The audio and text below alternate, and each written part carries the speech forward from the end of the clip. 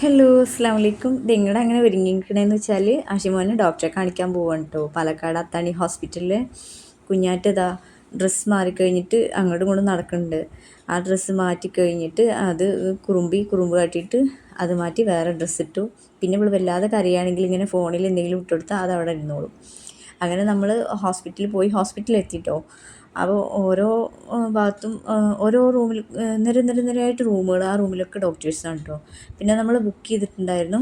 പക്ഷെ എന്നാലും നമുക്ക് കുറച്ച് നേരം കാത്തു നിൽക്കേണ്ടി വന്നു. കുഞ്ഞാറ്റക്ക് ഇടയ്ക്ക് മോഹൻലാലിൻ്റെ പോലെ ഒരു ചെരിവുണ്ടോ, ഇടയ്ക്കാണ് തല ഇങ്ങനെ ചിരിച്ചിട്ടൊരു നടത്തം. എൻ്റെ കുഞ്ഞാറ്റതാ എല്ലായിടത്തും അവളുടെ കാലുകളും കൈകളും എത്തിക്കണു എന്ന് പറഞ്ഞ പോലെ. ഇവിടെ ഒരു പ്ലേ ഏരിയ ഉണ്ട് കേട്ടോ, കുട്ടികൾക്ക് കളിക്കാനുള്ളത്. അപ്പോൾ അതിൽ കളിക്കണം. പക്ഷേ മറ്റൊരു ടോയ്സിൽ ഒരു കുട്ടി കയറിയപ്പോൾ ഇവൾ അതും കൂടെ എടുക്കാനുള്ളൊരു പരിശ്രമത്തിലാണ്. ആർക്കും ഒന്നും വിട്ടുകൊടുക്കൂല കേട്ടോ, ഒക്കെ വിളുക്കാണ്. പക്ഷേ അതിപ്പോൾ നടക്കൂ.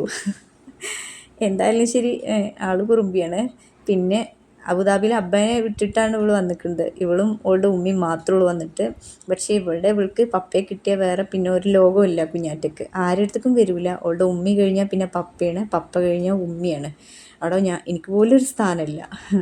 എൻ്റെ ബേബി എന്താ പറയുക, അവളുടെ ജീവന് പടം മേലെ വെച്ചിട്ടുണ്ടെങ്കിൽ അതുപോലെയാണ് കുഞ്ഞാറ്റയും. ഭയങ്കര സ്നേഹമാണ് കേട്ടോ പപ്പയടുത്ത്.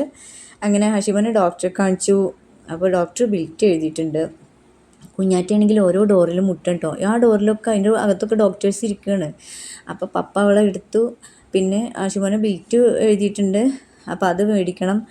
അങ്ങനെ കുഞ്ഞാറ്റനെ കുറച്ച് നേരമൊക്കെ കൊഞ്ചിച്ച് പപ്പയെ തിരഞ്ഞു നടക്കുകയാണ്. പപ്പ ബെൽറ്റ് വാങ്ങണമെടുത്താണ് കേട്ടോ. എല്ലാവരും ഹം എന്ന് പറഞ്ഞിട്ട് അവൾ അടിക്കണത്.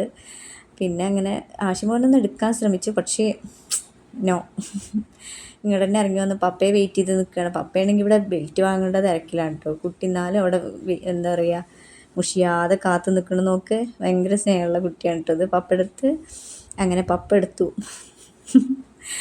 അപ്പോൾ ശരി, ഞാൻ വേറെ ഒന്നും വീഡിയോ എടുത്തിട്ടില്ല.